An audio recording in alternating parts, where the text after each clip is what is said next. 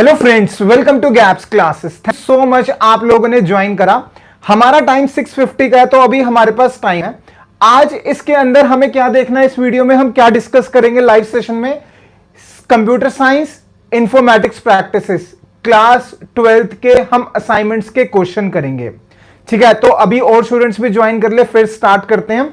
सिर्फ 6:50 का टाइम था, टाइम हो गया है तो शुरू करेंगे। शुरू करने से पहले कुछ चीजें बताना चाहूंगा दोबारा से, ज्यादा टाइम नहीं लूंगा, छोटा सा टाइम लूंगा। अगर किसी स्टूडेंट ने लास्ट लाइव सेशन अटेंड नहीं करा था तो मैंने उनको यह बताया था कि आपको कौन सी वीडियो देख के रखनी है। उम्मीद रखूंगा आपने वो वीडियो देख ली होगी। तो आज हम असाइनमेंट्स करेंगे, जो वीडियो आपको बताया था देखने के लिए उसी के ऊपर बेस्ड है। और जो स्टूडेंट्स अभी लाइव नहीं ज्वाइन कर पा रहा, जो बाद में देखेगा, तो उनके लिए मैं यहां पर आई बटन पे डाल दूंगा लिंक, जो इससे पहले देखनी है आपको। ठीक है, कोई स्टूडेंट कुछ पूछना चाहता है, कोई डाउट है तो पूछ सकता है। ऑलरेडी 5 स्टूडेंट्स ने ज्वाइन कर लिया है। वेरी वेरी गुड इवनिंग रिया, गुड इवनिंग। कितनी लाइव क्लासेस होगी? देखो, लाइव क्लासेस उतनी होगी जितनी हमें चाहिए बोर्ड में 100% मार्क्स लेकर आने के लिए, तो उतनी लाइव क्लासेस होगी। अब कुछ स्टूडेंट्स कहेंगे सर फिर भी नंबर तो डिफाइन करो। डिपेंड करता है, जब लगेगा कि सब बच्चों के अंदर कॉन्फिडेंस आ गया, अब उनके 100% आ सकते हैं, अब उनको लाइव सेशंस की रिक्वायरमेंट नहीं है, तो हम रोक देंगे। उससे पहले जितनी रिक्वायरमेंट है, ज्यादा रिक्वायरमेंट है तो ज्यादा दी जाएगी। ठीक है, तो उम्मीद रखूंगा आप लोगों को जो मैंने लास्ट वीडियो कहा था देखने के लिए देख लिया होगा। गुड इवनिंग लक्ष्य, गुड इवनिंग। अच्छा, ये वाली देखो, टाइम टेबल मैंने लास्ट क्लास में दे दिया था। 45 मिनट की क्लास होगी, हर क्लास हमारी 45 मिनट की होगी। तो ये हमारी computer science and IP, CS और आईपी, जो क्लास 12th के स्टूडेंट है, टर्म 2 की तैयारी कर रहे हैं, उन बच्चों के लिए ये वीडियो है। हाँ बिल्कुल, फर्स्ट क्लास है, फर्स्ट लाइव सेशन है हमारा। ठीक है, तो अभी करते हैं शुरू, असाइनमेंट स्टार्ट करेंगे हम सबसे पहले। परफेक्ट, जैसे मैंने आईपी, बिल्कुल IP CS, computer science IP, दोनों का सेम कोर्स है टर्म 2 का। तो जो पार्ट इस वीडियो में कवर करा जाएगा उसका कंप्यूटर साइंस का सब्जेक्ट हो बच्चे का या फिर आईपी का हो, सेम है, कोई प्रॉब्लम नहीं है। अगर आपके पास सीएस है तो भी आपको अटेंड करनी है, अगर आईपी है तो भी अटेंड करनी है। ठीक है, तो हम स्टार्ट करेंगे। कहां से स्टार्ट करेंगे? हम क्वेश्चन से असाइनमेंट सॉल्व करेंगे। और दोबारा से बताना चाहूंगा, जैसा रूल है हमारी क्लास का, एक रिचुअल होगा। सबसे पहले तो मैं आप लोगों को थैंक यू बोलूंगा, क्योंकि आप लोगों ने ज्वाइन करा गैप्स क्लासेस को, इतने टाइम से आप भरोसा कर रहे थे। और उसके बाद अगर आप अप्रिशिएट करना चाहो गैप्स क्लासेस को तो कर सकते हो, दिल से करना। थैंक यू सो मच, आप लोगों ने ज्वाइन करा। ठीक है, स्टार्ट करेंगे हम। तो यहां पर हमें क्या करना है, असाइनमेंट्स के क्वेश्चन करने हैं। ये है हमारा question number first. Question note करना चाहो नोट कर सकते हो, समझना है तो सिर्फ समझने पे ध्यान दो, क्योंकि लाइव सेशन रिकॉर्डेड यूट्यूब पे रहेगा, आप आराम से बाद में भी नोट कर सकते हो। तो मेरी रिक्वेस्ट है, आप सिर्फ समझने पे ध्यान दो, आराम से नोट कर लेना। ठीक है, तो देख लेते हैं किस किसने ज्वाइन कर लिया। Good, best teacher, thank you so much लक्ष्य, थैंक यू सो मच। चलो स्टार्ट करते हैं हम। थोड़ी तारीफ बाद में, जब रिजल्ट आएगा बढ़िया तब तारीफ जरूर करना, पहले अभी सिर्फ पढ़ने पे हम ध्यान देते हैं। सिर्फ और सिर्फ एक चीज के लिए थैंक यू बोल देना, ज्वाइन करने के लिए। ठीक है, तो स्टार्ट करेंगे question number first. Question number first क्या कहता है? Write MySQL command that will be used to open an already existing database library. Exam में क्वेश्चन आएगा ही आएगा। कहता है कि हमें एक कमांड लिखनी है जिससे कि एक डेटाबेस ऑलरेडी बना हुआ है, उसका नाम है लाइब्रेरी। अब ये सारी जो हम करने वाले हैं, इसमें नए क्वेश्चंस होंगे, जो वीडियो आपको दी थी करने के लिए उससे रिलेटेड होगा, और साथ साथ में नए क्वेश्चंस भी होंगे। ठीक है, कुछ टॉपिक ऐसे होते हैं जो सिर्फ क्वेश्चंस के रूप में ही समझाए जा सकते हैं, तो ये उस वीडियो में नहीं था। इसका मतलब यह कि हमें कमांड लिखनी है जिसमें डेटाबेस बना हुआ है, बनाना नहीं है, उसको क्या करना है, ओपन करना है। कई बार ओपन की जगह एक्टिवेट भी आ सकता है क्वेश्चन, और डेटाबेस का नाम क्या है, लाइब्रेरी। तो सिंपल आप लिखोगे यूज, क्या लिखा हमने, सिंपल क्या लिखेंगे हम, यूज डेटाबेस का नाम दैट इज लाइब्रेरी, और लास्ट में सेमी कॉलन। 1 मार्क्स का क्वेश्चन आएगा, 1 नंबर पक्के, नोट करना है नोट कर लो, बाद में करना है बाद में कर लेना, ठीक है। तो अभी हो सकता है मैं अभी डाउट्स नहीं लूंगा, जब डाउट्स मेरे को लगेगा कि अब आपके डाउट्स आ सकते हैं तो मैं बोलूंगा आप अपने डाउट्स मेंशन कर दो कमेंट उसके अंदर, लाइव चैट के अंदर, ठीक है। परफेक्ट, चलो रिया को आता है आंसर, गुड। नेक्स्ट क्वेश्चन, इसको हटाते हैं, नेक्स्ट क्वेश्चन पे आते हैं। नेक्स्ट क्वेश्चन क्या है हमारा, question number second. Question number second is the M name, कहता है M name column of a table, कहता है एक टेबल है जिसका कॉलम का नाम है एम नेम, टेबल का नाम है मेंबर्स इज गिवन बिलो, ये गिवन है हमें, ठीक है राइट। इसका मतलब टेबल में एक पर्टिकुलर कॉलम गिवन है, बनाना नहीं है, ऑलरेडी गिवन है।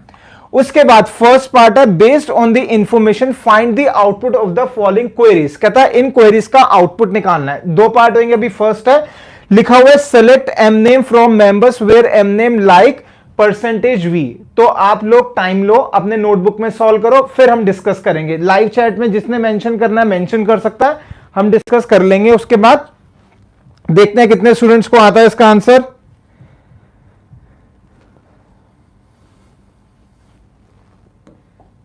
करो करो सॉल्व करो, गुड। कुछ बच्चे कर रहे हैं, कॉपी पेन लेकर बैठे हैं, कुछ बच्चे नहीं लेकर बैठे, देख रहे हैं। कॉपी पेन निकालो, नोट करो, सॉल्व करो इस क्वेश्चन को। हमें क्या लिखना है, आउटपुट लिखना है। अब ध्यान दो, जब भी आउटपुट का क्वेश्चन आएगा जो सेलेक्ट के साथ लिखा है वो हेडिंग लिखो। तो मैं आउटपुट यहां पे लिख रहा हूं, क्या लिखा है, एम नेम। इसका मतलब सेलेक्ट के साथ क्या लिखा है, एम नेम। तो हमें हेडिंग क्या लिखनी है, एम नेम फ्रॉम टेबल का नाम दैट इज मेंबर्स, ये इस टेबल का नाम क्या, मेंबर। उसके बाद क्या मेंशन है, लिखा है where M name like percentage V. इसका मतलब ये हुआ, परसेंटेज वी का मतलब लास्ट में वी लिखा हुआ है, उससे पहले परसेंटेज। इससे क्या होगा कि लास्ट अल्फाबेट वी होना चाहिए, उससे पहले जितने मर्जी अल्फाबेट्स हो सकते हैं। तो टेबल में देखो ऐसा कौन सा कॉलम है, सॉरी ऐसा कौन सा एम नेम है जिसकी वैल्यू में लास्ट में वी आ रहा है। इसके नेम में क्या आ रहा है, आकाश, तो इसका मतलब ये तो नहीं आएगा। इसमें क्या आ रहा है, हीरव, राइट, वी आ रहा है तो क्या आ गया, हीरव। नेक्स्ट ये हो गया। नेक्स्ट इस विनायक, लास्ट में क्या आ रहा है, के। हमें लास्ट का देखना है क्योंकि यहां पे वी एंड में लिखा हुआ है तो ये नहीं आएगा। नेक्स्ट इस शीतल, लास्ट है एल, चाहिए वी, ये भी नहीं आएगा। नेक्स्ट इस राजीव, वी बिल्कुल परफेक्ट, तो ये हो गया Rajiv. This is the answer. तो आप इसको टेबल की फॉर्म में लिख कर आओगे, परफेक्ट, 1 मार्क्स कंफर्म्ड, ठीक है। नोट करो इसको, गुड। लक्ष्य, अगर आपको ऑलरेडी आता है तो सही है, और ज्यादा प्रैक्टिस हो जाएगी आपकी, ठीक है। काफी सारे क्वेश्चंस आपको लगेंगे आते हैं, लेकिन ना बच्चे मिस्टेक करते हैं। अभी बहुत इंटरेस्टिंग क्वेश्चंस आने वाले हैं जिसके अंदर आपको पता ही नहीं चलेगा करना क्या है, और लेकिन आता होगा, पता नहीं चलेगा करना कैसे है, ठीक है। ऐसे इंटरेस्टिंग क्वेश्चंस भी आएंगे। अब आएंगे हम नेक्स्ट क्वेश्चन पे। कहता द, अच्छा ये सेकंड पार्ट है, कहा था ना इसके दो पार्ट्स है, तो this is the second part. लिखा हुआ है सेलेक्ट एम नेम, हमें क्या लिखना है, एम नेम को शो करना है फ्रॉम टेबल ये है where M name like percentage E percentage. इसका मतलब क्या हुआ कि ई से पहले कुछ भी हो सकता है, ई के बाद कुछ भी हो सकता है। तो मतलब कहीं ई कहां होना चाहिए, बीच में कहीं ना कहीं होना चाहिए। तो सबसे पहला हमारा टास्क क्या होगा, हम हेडिंग बनाएंगे। क्या हेडिंग आनी चाहिए, यहां पे सिलेक्ट के साथ एम नेम लिखा है तो ये आ गया हमारा एम नेम, ठीक है। यहां तक क्लियर। अब इसके बाद क्या लिखा है कि नेम में ई आना चाहिए। अब कहीं पे भी हो सकता है क्योंकि ई लिखा है, उससे पहले परसेंटेज है, उसके बाद परसेंटेज, यानी कि ई से पहले जितने मर्जी करेक्टर्स, ई के बाद जितने मर्जी करेक्टर्स। तो यहां पर ई आ रहा है, नहीं आ रहा, इसमें आ रहा, नहीं आ रहा, इसमें आ रहा, नहीं आ रहा, इसमें आ रहा, बिल्कुल आ रहा, इसमें आ रहा है। तो इसका मतलब क्या हो गया, ये आ गया हमारा शीतल, और क्या हो गया, राजीव। तो this is the answer. Note करो इसको भी,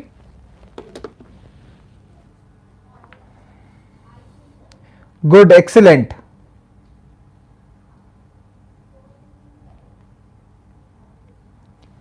पता बहुत खुशी होती है जब स्टूडेंट इस क्वेश्चन को सॉल्व करता है, और कई स्टूडेंट से बताते हैं सर गैप्स की वीडियो में ऑलरेडी कवर था, और उसके बाद इजीली सॉल्व हो रहे, तो दिल से बहुत खुशी होती है, और शायद मुझसे ज्यादा आप लोगों को भी होती होगी, ठीक है। अब आएंगे हम नेक्स्ट क्वेश्चन पे। क्वेश्चन नंबर थर्ड, कहता है अ table trains in a database, कहता है एक टेबल है, ट्रेन है डेटाबेस के अंदर, हैज डिग्री 3 एंड कार्डिनलिटी 8। कहता है डिग्री 3 है, कार्डिनलिटी 8 है, रोज एंड कॉलम्स बताओ। बताओ फटाफट बताओ, आंसर लिखो कमेंट्स के अंदर, डिग्री कितनी होगी, कार्डिनलिटी कितनी होगी, जल्दी जल्दी जल्दी जल्दी बताओ, कौन बताएगा इसका आंसर। देखें किसने सही से वीडियो देखी है।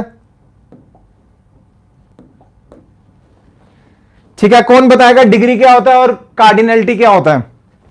ध्यान दो, डिग्री एक होता है डिग्री और एक होता है कार्डिनलिटी। ठीक है, में क्या होता है रोज, क्या होता है रोज होता है, राइट।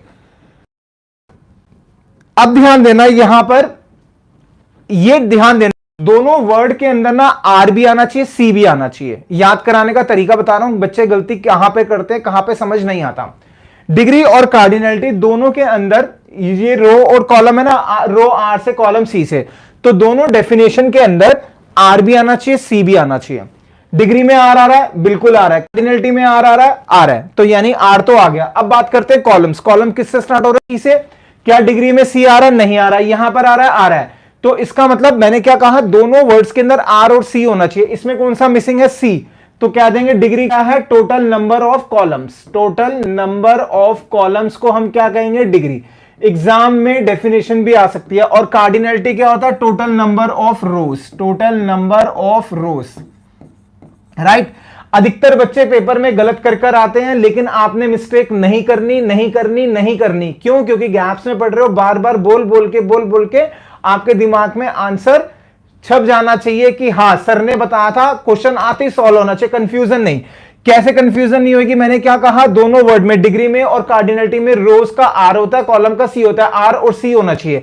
डिग्री में आर है, कॉलम में आर है, इसका मतलब इसको तो भूल जाओ। अब ये कॉलम सी से स्टार्ट हो रहा है, क्या डिग्री में सी है, नहीं। कॉलम कार्डिनलिटी में सी है, हाँ है, तो इसका मतलब डिग्री में भी होना चाहिए। तो क्या हो गया, यहां पे सी आना चाहिए, तो क्या लिख देंगे, टोटल नंबर ऑफ कॉलम्स, इसका मतलब सी आ गया। और ये क्या रहेगा, टोटल नंबर ऑफ रोज। अब क्वेश्चन में आते हैं, क्वेश्चन के अंदर क्या लिखा हुआ है, डिग्री 3 है, कार्डिनलिटी 8 है। डिग्री कितनी है हमारी, डिग्री इज 3, कार्डिनलिटी कितनी है, 8 है, क्वेश्चन में लिखा हुआ है। ठीक है, तो कहता है रोज बताओ कितने, कॉलम बताओ। डिग्री क्या होता है, टोटल नंबर ऑफ रोज, इसका मतलब नहीं, total number of columns. Degree is total number of columns, तो इसके अंदर कॉलम्स कितने हैं, जितनी डिग्री है उतने कॉलम। तो कॉलम्स कितने हो गए, 3। कॉलम्स कितने आ गए, आंसर में क्या आएगा, कॉलम्स कितने हो गए, 3, एंड रोज कितने हो गए हमारे, 8। अगर किसी स्टूडेंट को डाउट है तो पूछ सकता है।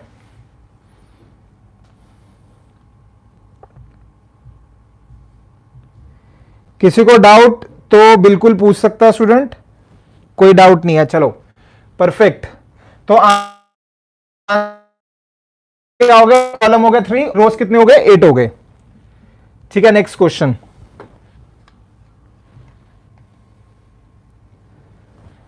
क्वेश्चन नंबर 4, नेम है स्टूडेंट का सारथ्या, student of class 12 created a table. उसने एक टेबल बना दी, result grade is one of the column. Table के अंदर एक कॉलम का नाम है that is grade. To find the details of students, आपको स्टूडेंट्स की डिटेल निकालनी है। Whose grades have not been entered, जिसके ग्रेड्स एंटर नहीं करे, इसका मतलब जिसकी वैल्यू नहीं पता, वहां पर क्या होगा, नल होगा। नल क्या इंडिकेट करता है कि वैल्यू नहीं पता।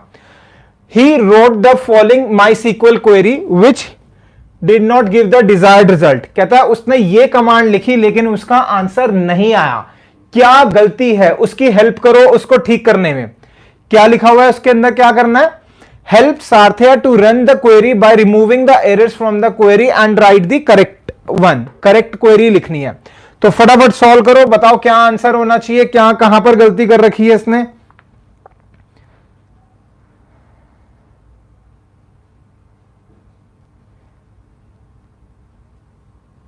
जल्दी जल्दी जल्दी बताओ कहां पे मिस्टेक हो रही है। वेरी गुड, ग्रेड क्या, लक्ष्य ने बताया ग्रेड क्या होना चाहिए, नल होना चाहिए। नल तो है, लेकिन यहां पर क्या होना चाहिए, this is the mistake, equal to null नहीं आएगा। क्यों, नल के साथ इक्वल टू नहीं आता, क्या आएगा, इज आएगा। तो इसकी जगह क्या लिख दोगे, इस, और नल को कोट्स में नहीं लिखोगे, नहीं लिखोगे, नहीं लिखोगे। तो मैं पूरा करेक्ट लिख रहा हूं, आपने पेपर में करेक्ट लिख कर आना है। क्या लिखोगे, सेलेक्ट पूरी कमांड लिखोगे, सिर्फ जो गलत है उतना नहीं लिखोगे। Select star from result where, नीचे लिख लेते हैं हम, where grade is null.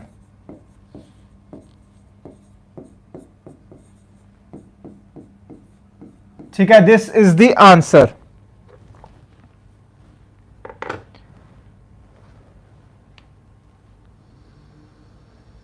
Next देखो, लक्ष्य ने बताया इज इक्वल, इज नहीं आएगा, इज नल आएगा, इक्वल टू नहीं आएगा, लेकिन आपने ये नहीं बताया डबल कोट्स भी नहीं आएगा। तो इस पॉइंट का ध्यान देना है, डबल कोट सिंगल कोट्स नल के साथ नहीं आते, नहीं आते, नहीं आते। ठीक है, अब आएंगे नेक्स्ट क्वेश्चन पे। Next question is question number 5th।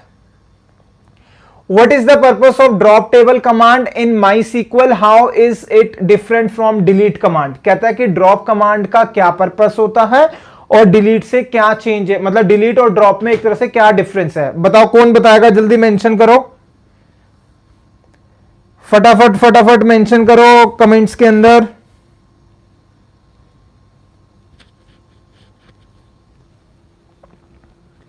नहीं आता?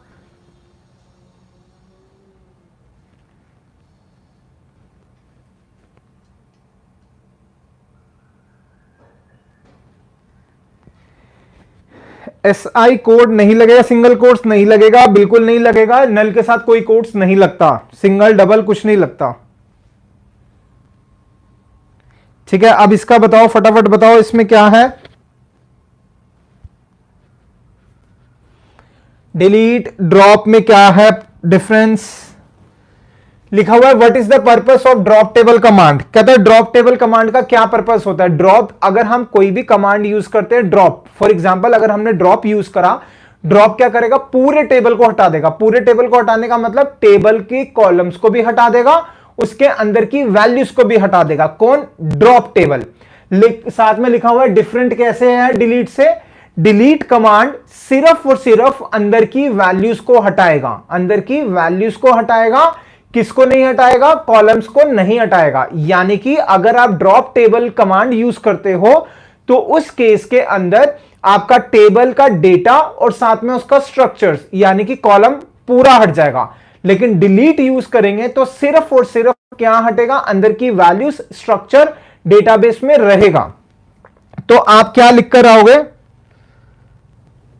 बिल्कुल ठीक, आंसर क्या लिख कर आओगे? ड्रॉप का पर्पस क्या है? Drop is used to remove the entire table, remove the entire table from the database. Entire table का मतलब क्या हो गया? स्ट्रक्चर भी। Entire table from the database, इसका मतलब that is rows and column, rows and structure लिख लो। ठीक है, और डिलीट क्या होगा? डिलीट सिर्फ और सिर्फ हटाएगा किसको? रोज को, यानी डेटा को हटाएगा, कॉलम नहीं हटेगा। डिलीट इज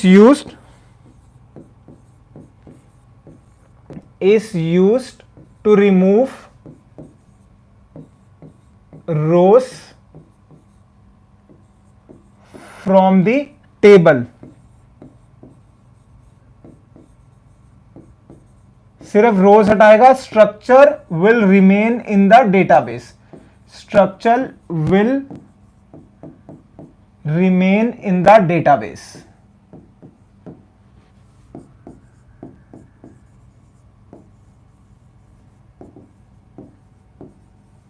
ठीक है, ये आंसर होगा। फिजिकल कौन सा रिमूव होता है? फिजिकल का मतलब क्या हुआ? आप फिजिकल का मतलब क्या जानना चाह रहे हो? डेटा की बात कर रहे हो, जो भी रिमूव होगा वो फिजिकली होगा। अगर आप डेटा की बात कर रहे हो, सिर्फ डेटा हटाना है तो डिलीट यूज करोगे, और अगर आप डेटा के साथ कॉलम्स की हेडिंग भी हटाना चाहते हो तो ड्रॉप यूज करोगे। रिमूव तो फिजिकली होगा वो।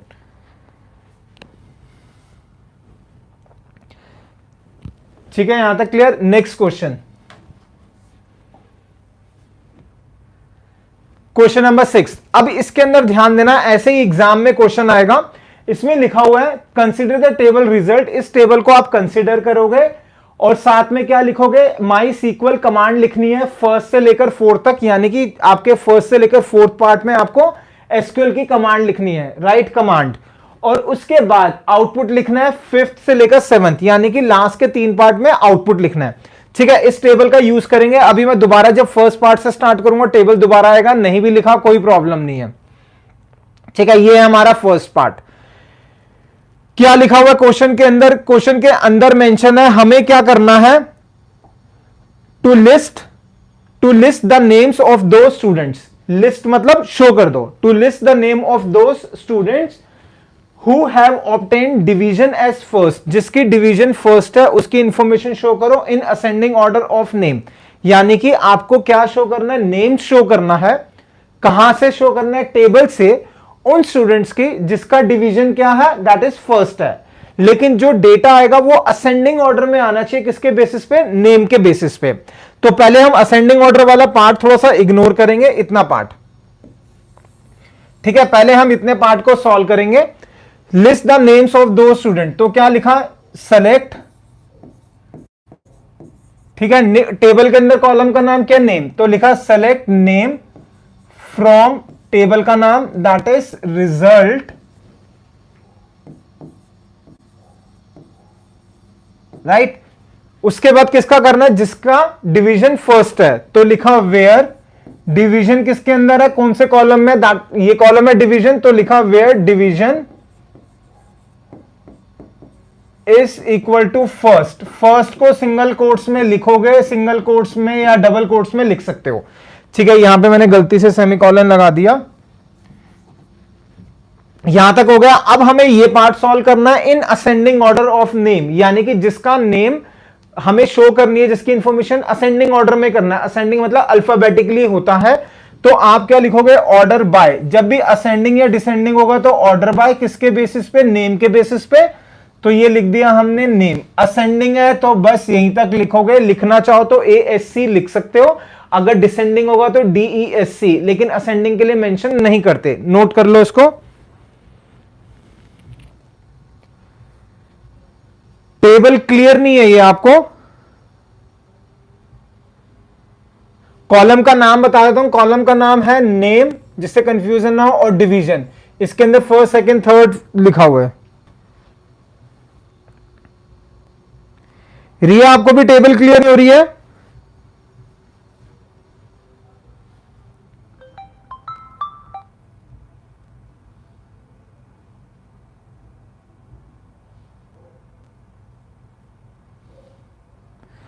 ठीक है, नेक्स्ट क्वेश्चन। उम्मीद रखूंगा सही से समझ आया होगा आप लोगों को ये वाला पार्ट भी। अच्छा, टेबल क्लियर नहीं हो रही। टेबल तो मैंने पूरी कोशिश करी कि बिल्कुल क्लियर हो जाए। नेक्स्ट टाइम से ना टेबल का स्क्रीनशॉट भेज दूंगा आप लोगों को। दिख रहा है मुझे सही से, थोड़ा सा हो सकता है ब्लर हो रहा हो आपके वहां पर। कौन सा पार्ट क्लियर नहीं है आपको टेबल में? पूरी टेबल क्लियर नहीं है। ये ना जूम थोड़ा सा डिफिकल्ट होगा इसको जूम करना। ठीक है, ये जूम थोड़ा सा मुश्किल रहेगा। ये देख लो आप, फिर पहले टेबल एक बार बना लेना आप, क्योंकि नेक्स्ट में फिर मैं जूम नहीं कर पाऊंगा क्वेश्चंस के अंदर। अब क्लियर है टेबल?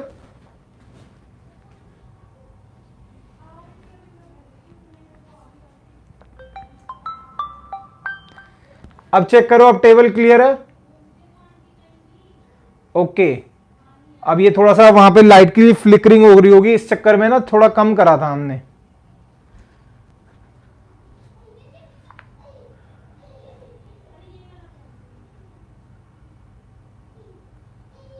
ठीक है, आप लोग टेबल बना लो।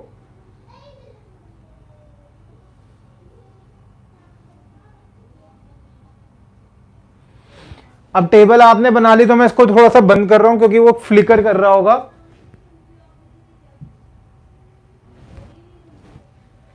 ठीक है, अब ठीक हो गया। अब उसी टेबल का हम यूज करेंगे। ये पार्ट हमारा हो गया। नेक्स्ट पार्ट, सेकेंड पार्ट कहता है टू डिस्प्ले अ रिपोर्ट। ध्यान से सुनना, क्वेश्चन क्या कह रहा है, कहता है टू डिस्प्ले, डिस्प्ले में कौन सी command, select command. To display a report listing name, यानी नेम आना चाहिए, सब्जेक्ट आना चाहिए और साथ साथ में क्या आना चाहिए, एनुअल स्टाइपेंड। क्या आना चाहिए, एनुअल स्टाइपेंड। और नीचे कुछ लिखा हुआ है received assuming that the stipend column has monthly stipend. इसका मतलब हमें जो स्टाइपेंड शो करना है, ये जो स्टाइपेंड गिवन है ये आपको एक महीने का दिया हुआ है, आपको एनुअल शो करना है। एनुअल मतलब पूरे साल का शो करना है। तो पूरे साल में कितने महीने होते हैं, 12। तो हमें स्टाइपेंड को 12 से मल्टीप्लाई करना होगा। तो कैसे लिखोगे, ध्यान से सुनना, अधिकतर बच्चे गलती कर आते हैं, ठीक है, लेकिन आप लोग तो बहुत इंटेलिजेंट हो, सब सही से आंसर कर रहे हो। तो क्या लिखेंगे हम, सबसे पहले लिखा सेलेक्ट, क्या शो करना है, नेम, कॉलम का नाम क्या है, नेम।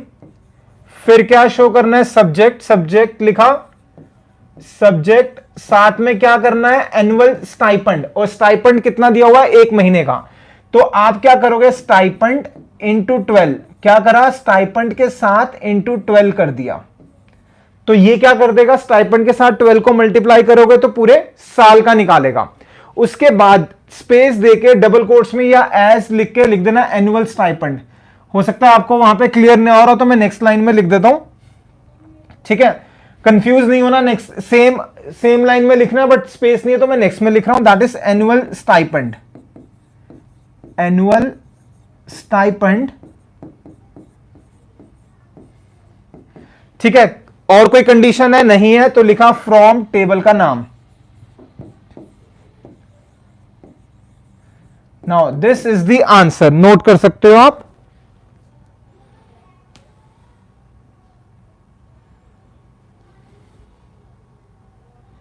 किसी को डाउट तो पूछ लो।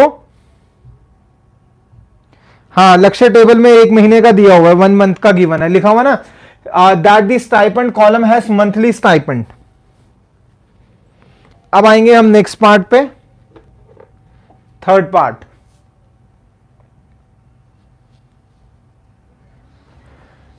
थर्ड पार्ट के अंदर क्या गिवन है, पहले क्वेश्चन पढ़ो, सॉल्व करो, फिर उसके बाद आगे देखना। थर्ड में गिवन है to count the number of students. हमें यह बताना है कि नंबर ऑफ स्टूडेंट्स कितने हैं हु हैव ईदर अकाउंट्स और इंफॉर्मेटिक्स, जिसके पास अकाउंट्स होगा या फिर इंफॉर्मेटिक्स होगा एज अ सब्जेक्ट, यानी कि हमें काउंट करना है। तो उसके लिए हमारे पास होता है काउंट फंक्शन। कौन सा फंक्शन, काउंट फंक्शन। तो आप क्या करोगे, यहां लिखा हमने सेलेक्ट, सेलेक्ट के बाद स्पेस देके लिखा काउंट स्टार। काउंट स्टार क्या करेगा, सबको काउंट करेगा। आगे लिखा फ्रॉम टेबल का नाम, फ्रॉम रिजल्ट। अगर मैं ये लिखता हूं, सिर्फ इतना पार्ट लिखता हूं, तो क्या करेगा, सारी टेबल में जितने भी वैल्यूज है उसको काउंट करेगा, यानी 6 स्टूडेंट्स है, 6 आ जाएगा। लेकिन क्वेश्चन में गिवन है जिसके पास या तो अकाउंट्स होना चाहिए या फिर इंफॉर्मेटिक्स होना चाहिए। इसका मतलब कंडीशन लगानी है, कंडीशन किससे लगेगी, वेयर से। तो हमने लिखा वेयर। अब ये कौन सा, अकाउंट्स और इंफॉर्मेटिक्स किसमें है, सब्जेक्ट के अंदर। तो लिखा where subject is equal to accounts, ठीक है। फिर नीचे लिख रहा हूं मैं subject is equal to, subject is equal to informatics practices, informatics है सिर्फ। अब ध्यान देना, जब भी हम एक से ज्यादा कंडीशन लगाते हैं, वेयर के साथ हमने क्या लिखा, सब्जेक्ट अकाउंट्स होना चाहिए, सब्जेक्ट इंफॉर्मेटिक्स होना चाहिए। तो जब भी हम एक से ज्यादा कंडीशन लगाएंगे, बीच में या तो और आएगा या एंड आएगा। और तब आएगा जब क्वेश्चन में गिवन है इनमें से कोई भी हो। तो काउंट क्या करना है, या तो ये हो या ये, यानी इन दोनों में से कोई भी हो तो काउंट करना है। तो क्या लगा देंगे, और। एंड तब आता जब दोनों ही हो, अकाउंट्स भी हो और साथ साथ में क्या हो, इंफॉर्मेटिक्स हो, तो उस केस में एंड आएगा। लेकिन इस क्वेश्चन में मेंशन है या तो अकाउंट्स या फिर इंफॉर्मेटिक्स। तो नोट करो इसको।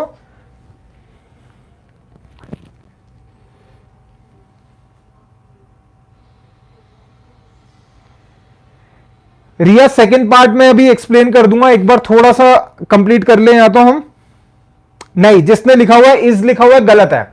इसका एक दूसरा तरीका क्या होगा, ये जो लिखा हुआ है इसकी जगह आप क्या लिख सकते हो, वेयर सब्जेक्ट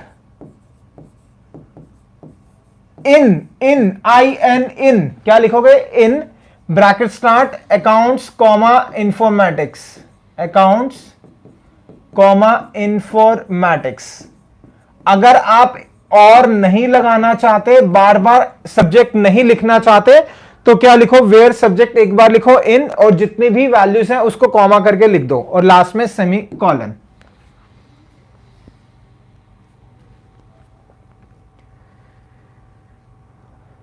ठीक है, इज की जगह आपने जो लक्ष्य लिखा है इज लिखा है, इज नहीं आएगा, इन आएगा। और एक से ज्यादा कंडीशन हो और या फिर एंड लगेगा ही लगेगा। राइट, अब आते हैं फोर्थ पार्ट पे।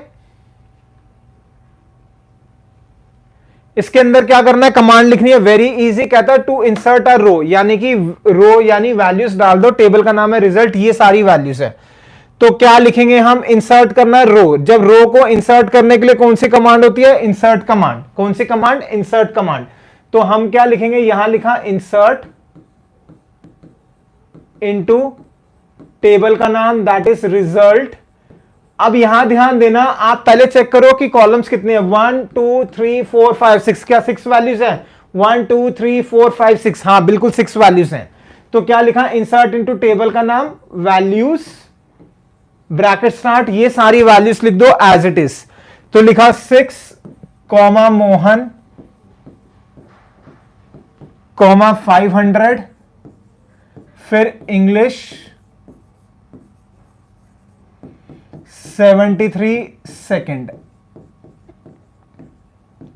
अब मैंने ये क्यों कहा कि काउंट करो कॉलम्स कितने हैं, वैल्यूज कितनी है? अगर कोई एक पर्टिकुलर वैल्यू स्किप होती, मान लो 73 गिवन नहीं होता, तो हमें टेबल के नाम के बाद, यानी टेबल नाम के रिजल्ट, इसके बाद हमें सारे कॉलम मेंशन करने पड़ते कौन कौन से जिसके अंदर हम वैल्यूज डाल रहे हैं।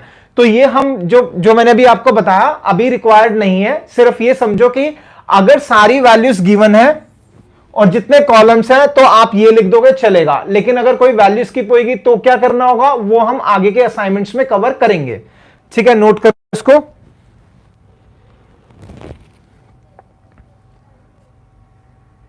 ओके, आपके टाइपिंग में मिस्टेक हो गई थी। ठीक है लक्ष्य, गुड। ये मिस्टेक्स हो जाती है। ठीक है, नेक्स्ट पार्ट। अब इसके अंदर हमें क्या निकालना है? आउटपुट निकालना है। काफी सारे बच्चे ना गलती करके आते हैं, क्वेश्चन को पहले पढ़ लेते हैं या कई बार तो पढ़ते ही नहीं है। स्टार्टिंग में लिखा था शुरू की 4 कमांड्स के, आपको क्या करना है? शुरू की 4 कमांड्स लिखनी है पार्ट को, उसके बाद के 3 पार्ट्स के आउटपुट लिखने हैं। तो स्टूडेंट देखते हैं क्या करे, कंफ्यूज हो जाते हैं। तो ये क्या है? 5th पार्ट, यानी कि 4th, जहां पे हमें कमांड लिखनी थी हो गया, अब हमें आउटपुट लिखना है। ठीक है, राइट। तो आउटपुट लिखने का सबसे पहले तो पूरी कमांड भूल जाओ, क्या लिखा हुआ है क्या नहीं लिखा हुआ छोड़ दो। सबसे पहले देखो सेलेक्ट के साथ और फ्रॉम से पहले क्या लिखा है? AVG stipend. सबसे पहले तो हेडिंग डालो एवीजी स्टाइपेंड। ठीक है, एवीजी का मतलब होता है एवरेज, यानी कि हमें क्या करना है? एवरेज निकालना है किसका? स्टाइपेंड का। अब देखोगे वेयर के साथ क्या लिखा? थर्ड, यानी जिसका डिवीजन थर्ड है उनके स्टाइपेंड की एवरेज निकालनी है। तो थर्ड किसका है? एक तो ये है थर्ड वाला, और लास्ट, फर्स्ट और लास्ट है। कौन सा है? फर्स्ट और लास्ट आपको दिख नहीं रहा होगा, ये फर्स्ट वाला है और ये लास्ट। इसका स्टाइपेंड फर्स्ट का कितना है? 400। लास्ट का कितना? That is 550। तो आप क्या करोगे? एवरेज कैसे निकलता है? जितनी भी वैल्यूज का आपको एवरेज निकालना है उसको पहले प्लस करो। तो कितना आ गया? 05950। फिर क्या करेंगे? टोटल कितने नंबर्स को प्लस करा आपने? 2 नंबर्स को। तो इसको प्लस करने के बाद डिवाइड बाय 2 करो। अगर 3 होता तो डिवाइड बाय 3 करते। तो 950 डिवाइड बाय 2 कितना आएगा? जल्दी बताओ, मेरा मैथ्स बड़ा कमजोर है। ठीक होगा, 475। तो ये आपका आंसर हो गया 475। This is the answer. Note कर सकते हो अब आप। रिया, आपने शायद लास्ट क्लास अटेंड नहीं करी थी, टाइमिंग्स ना पूरे हमने अपडेट करे थे, बताया भी था। तो लास्ट वाली वीडियो देख लेना, कल वाली, उसमें सारे टाइमिंग्स मेंशन है, तो आप उसको जरूर फॉलो कर लेना। नहीं, डेली क्लासेस नहीं चलेगी। डेली क्लासेस अभी इसलिए नहीं चलेगी, बच्चों के कुछ और पेपर भी है, मगर ये कंफर्म्ड है जितनी क्लासेस चाहिए 12th के नंबर के लिए उतनी क्लासेस पूरी मिलेगी। और जो जैसे ज्यादा गैप आएगा, आगे कुछ छुट्टी आएगी तो क्लासेस की ड्यूरेशन बढ़ जाएगी, एक्स्ट्रा क्लासेस भी होगी आप लोगों की। ठीक है, next part, 6 part, select count distinct. अच्छा, काउंट वाले बच्चे मिस्टेक करके आते हैं, मगर गैप्स क्लासेस के स्टूडेंट्स मिस्टेक नहीं करते। क्या लिखा है? Select count distinct subject. तो अभी ना आप काउंट को भूल जाओ, सिर्फ इतने को सॉल्व करो। ये मैं रफ में सॉल्व कर रहा हूं, ठीक है, ये लिखना नहीं है, ये मैं रफ में सॉल्व करके दिखा रहा हूं। इसका मतलब क्या होगा? सपोज करो काउंट नहीं लिखा हुआ। क्या नहीं लिखा हुआ? काउंट नहीं लिखा हुआ, तो क्या होगा? ये लिखा हुआ डिस्टिंक्ट और सब्जेक्ट।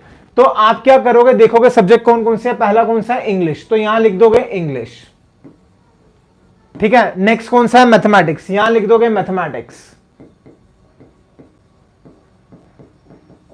नेक्स्ट कौन सा है? अकाउंट्स, तो यहां पर आ गया हमारा अकाउंट्स। नेक्स्ट इज इंफॉर्मेटिक्स, तो ये आ गया हमारा इंफॉर्मेटिक्स। नेक्स्ट इज हिस्ट्री, फिर ज्योग्राफी लिख देंगे हम सारा, हिस्ट्री एंड ज्योग्राफी, ठीक है। अब ध्यान देना, यहां पे ना कोई भी ना रिपीट नहीं हो रहा, सारे अलग अलग हैं। अगर कोई रिपीट हो रहा होता, मान लो ज्योग्राफी की जगह यहां पर इंग्लिश होता, तो एक बार लिख दिया, दोबारा नहीं लिखेंगे। डिस्टिंक्ट का मतलब है जो अलग अलग है उसको एक बार कंसिडर करना है, और जो एक बार है उसको तो करना ही है एक बार। तो ये सारे अलग अलग हैं। अब क्या लगा हुआ है? काउंट। अब लिखोगे आप आंसर, फाइनल आंसर क्या हो जाएगा? यहां पे हेडिंग डालोगे काउंट, वो रफ वर्क था, डिस्टिंक्ट सब्जेक्ट, ठीक है। अब काउंट करो कितने हैं ये डिस्टिंक्ट, 1 2 3 4 5 6, तो आंसर क्या आ गया? 6। तो this is the answer, count distinct subject. नीचे क्या लिखोगे? 6 आंसर है, ठीक है। नोट कर लो आप इसको। ये अभी क्लीन नहीं हो रहा, गड़बड़ हो रही है, इसको पूरा हटाना पड़ेगा, कई बार ना रुक जाता है ये। तो ये आंसर है, हो गया स्टार्ट, ठीक है। तो दिस इज द आंसर। अब आएंगे नेक्स्ट पार्ट पे। बिल्कुल ठीक, बिल्कुल ठीक। Question number 7।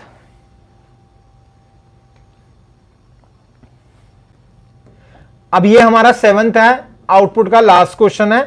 क्या लिखा है? मिन एवरेज, तो हेडिंग डाल दोगे मिन और ब्रैकेट में एवरेज, तो ये आ गया एवरेज, ठीक है। एवरेज ये वो वाला एवरेज नहीं है। अगर आपको किसी का एवरेज निकालना तो एवीजी लिखते हैं। ये एवरेज मतलब ये कॉलम का एवरेज है।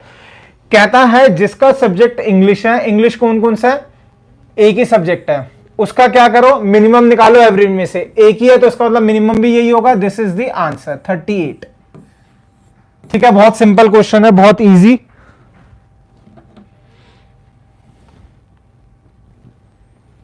अब आएंगे हम नेक्स्ट पार्ट पे।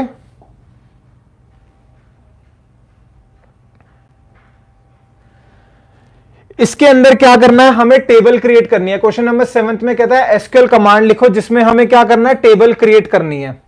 एक बार मैं थोड़ा सा जूम कर देता हूं, शायद हो सकता है आपको नहीं दिख रहा हो,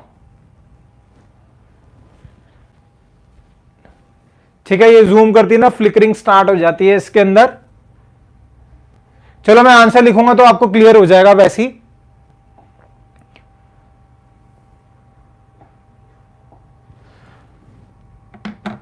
क्वेश्चन के अंदर क्या लिखा हुआ? टेबल बनानी है। टेबल का नाम क्या है? पेमेंट। तो आप सबसे पहले लिखोगे क्रिएट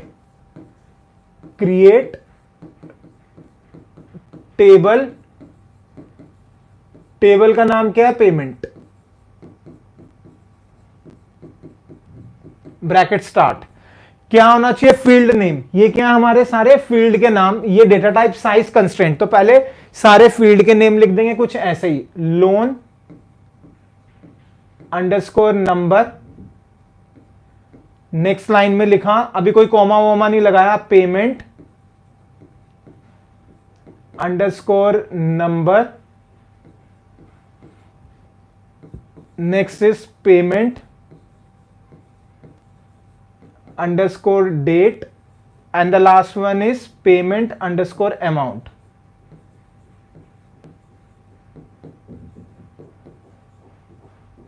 ठीक है, सिर्फ क्या करे? हेडिंग्स के नेम लिख दिए।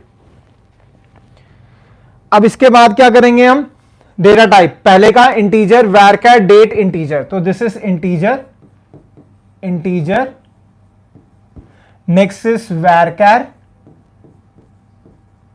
नेक्स्ट इज डेट, और उसके बाद इंटीजर। ठीक है, अब यहां पे क्या दिया हुआ है, 4 दिया हुआ, तो इसके ब्रैकेट में 4 आ गया। इसके में क्या दिया हुआ, 3, तो दिस इज 3। इसका साइज गिवन नहीं है, इसका 8 है। यहां तक हो गया, राइट, यहां तक क्लियर। अब थोड़ा सा मेरे को और उधर करना पड़ेगा जिससे कि आप लोगों को सही से दिख जाए।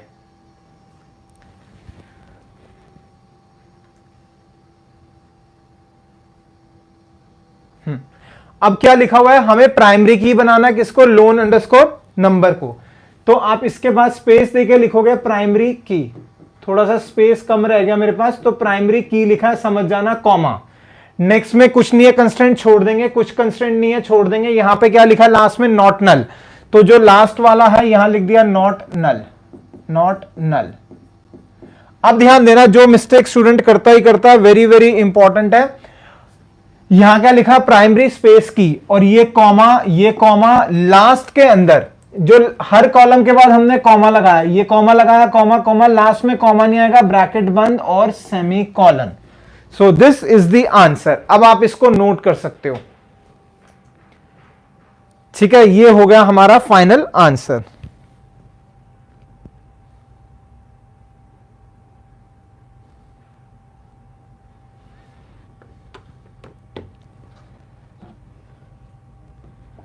अब आएंगे हम नेक्स्ट पे। नेक्स्ट में खत्म हो गया हमारा क्वेश्चन। सो ये हमारा लास्ट क्वेश्चन था इस वीडियो का। तो उम्मीद रखूंगा जो जो मैंने आपको सिखाया सही से समझ आया। अगर किसी का कोई डाउट है तो पूछ सकता है। रिया ने पूछा था सेकंड क्वेश्चन, तो एक बार वहां पे आ जाते हैं हम। सेकंड क्वेश्चन में कौन सा क्वेश्चन था, सेकंड, 6th का सेकंड।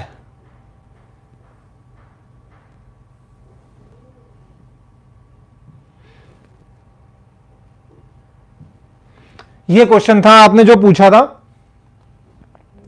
क्वेश्चन में लिखा हुआ है हमें क्या करना है, डिस्प्ले करना है रिपोर्ट जिसके अंदर शो करना है name, subject and annual stipend. Name show करना है, सब्जेक्ट करना है, एनुअल स्टाइपेंड करना है। आगे लिखा हुआ है जो स्टाइपेंड गिवन है 1 साल का है, मंथली गिवन है। हमें क्वेश्चन में लिखा है एनुअल करना है, गिवन मंथली है। इसका मतलब क्या होगा, एनुअल में कितने महीने होते हैं, 12 मंथ्स। 1 महीने का गिवन है तो पूरे साल का कैसे निकलेगा, अगर 1 महीने का गिवन है तो पूरे साल का निकालने के लिए इंटू 12 कर देंगे। तो दोबारा लिखता हूं इसका आंसर। सबसे पहले लिखा हमने सेलेक्ट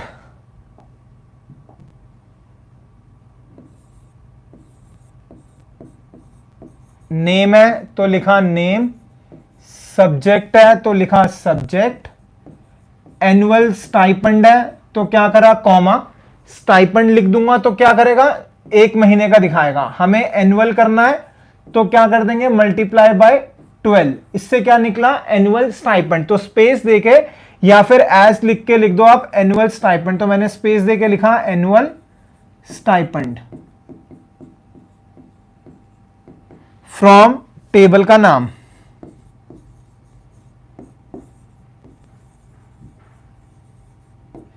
ठीक है, कोई डाउट आपको अभी भी है रिया तो आप पूछ सकते हो।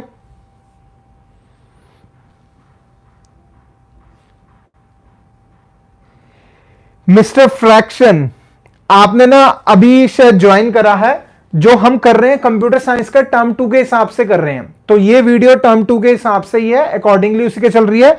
और आपने शायद लास्ट यानी कल आपने लाइव सेशन अटेंड नहीं करा होगा, तो मेरी आपसे रिक्वेस्ट है लाइव सेशन कल वाला भी एक बार देख लेना। कंप्यूटर साइंस और आईपी टर्म 2 क्लास 12th के लिए प्रिपरेशन हम करा रहे हैं और 100% हमारा टारगेट होगा। कुछ टॉपिक कंप्यूटर साइंस और आईपी के सेम है तो हम कंबाइंड क्लास चलाएंगे। एक टॉपिक है जो डिफरेंट है, that is stacks and queues. Basically queues नहीं है, स्टैक है, तो वो अलग से चलेगी। तो मेरी आपसे रिक्वेस्ट है एक बार तो सबसे पहले तो कल वाली लाइव सेशन देखना और फिर ये वाली वीडियो देख लेना। उससे आपको क्लैरिटी आ जाएगी किस तरीके से हम पढ़ा रहे हैं, और आने वाले लाइव सेशन जरूर अटेंड करना आप। ठीक है, और कुछ पूछना है तो पूछ सकते हो आप। ग्रेट। अब जैसा मैंने आप लोगों को पहले भी बताया था, बीच बीच में मैं बताऊंगा कौन सी वीडियो देख के रखनी है नेक्स्ट क्लास के लिए। कोई वीडियो नहीं देखनी है आपने, सिर्फ और सिर्फ जो आज करवाया उसको करना है। एक बार दोबारा से नोट्स जरूर बना लेना, ठीक है। तो नेक्स्ट वीडियो के अंदर यानी नेक्स्ट वाली लाइव सेशन के अंदर भी हम एसक्यूएल कमांड्स करेंगे और धीरे धीरे लेवल हमारा इंक्रीज हो गया। बाकी लक्ष्य और रिया आप लोगों ने अच्छा रिप्लाई करे, गुड, एक्सीलेंट। और उम्मीद रखूंगा आने वाले टाइम में ऐसे ही जो भी लाइव सेशन चलेंगे काफी स्टूडेंट्स ज्वाइन करेंगे और उन लोगों को भी बहुत कॉन्फिडेंस आएगा इस सब्जेक्ट के अंदर। टारगेट 100% का, टर्म 2 का। और मेरी रिक्वेस्ट है आपकी क्लास के जितने भी स्टूडेंट्स हैं उनको जरूर बताना, अगर आपको फायदा हो रहा है तो जरूर बताना। और जैसा हमने रूल बना रखा है, क्लास स्टार्ट होती थैंक यू बोलना है, क्लास खत्म होगी तो थैंक यू आप अपने आप को बोलोगे। आज आपने अपने ऊपर टाइम लगाया, यानी कि अगर आप पढ़ रहे हो तो वो फायदा आपको हो रहा है, तो आप अपने आप को थैंक यू बोलना। और मैं आप लोगों को बोलूंगा thank you so much, join करा आप लोगों ने। फिर हम मिलेंगे नेक्स्ट लाइव सेशन में, सब चीज अपडेटेड है ऑलरेडी, टाइमिंग्स क्या रहेंगे। अगर किसी को डाउट है वीडियो को खत्म, लाइव सेशन को खत्म करने से पहले आप पूछ सकते हो। Thank you so much fraction, आप अपने फ्रेंड्स को जरूर सजेस्ट करना, उन लोगों को बहुत हेल्प मिलेगी। और सबसे इंपॉर्टेंट है, जब आप किसी की हेल्प करते हो ना तो यूनिवर्स का रूल है वो आपके पास भी इन रिटर्न आता है, मगर इस उम्मीद से नहीं करनी कि आपको कुछ रिटर्न में उसका मिलेगा, दिल से करनी है, ठीक है। किसी ने कुछ पूछना है तो पूछ सकता है, नहीं तो हम क्लास को फिनिश करें, ठीक है। और बस यही आज के लिए हमारा बहुत अच्छा लाइव सेशन रहा। अपने कमेंट्स देने हो तो जरूर दे देना, शेयर करना हो तो शेयर कर देना, ठीक है फ्रेंड्स। हम मिलेंगे दोस्तों, स्टूडेंट्स, बच्चों, दोस्तों, सब हम मिलेंगे नेक्स्ट क्लास में। Bye bye, thank you so much, आप लोगों ने ज्वाइन करा, बाय बाय।